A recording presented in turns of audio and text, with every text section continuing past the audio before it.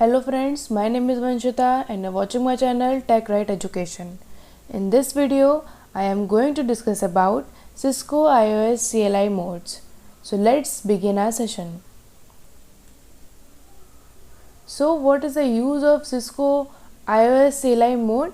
Basically, this mode is used to configure and monitor Cisco devices. As we know, we have lots of commands, so for executing these all commands we need these all modes,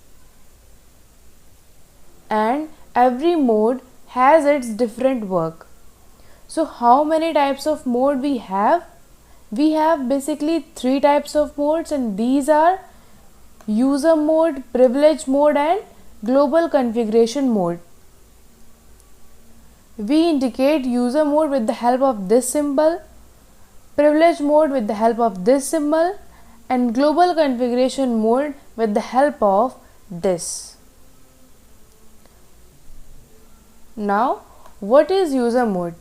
Basically, this is first mode, and here you can run only basic commands, which are ping, enable. What is privilege mode? This mode is used for the purpose of verification, but there is no privilege to modify any configuration. We can verify the configuration, we can check the configuration, but we cannot modify any configuration with the help of privilege mode. For the purpose of modification, we need one more mode, that is global configuration mode. What is global configuration mode? In global configuration mode, we can modify the configuration, we can create new configuration. So we have all privileges for doing configuration in global configuration mode.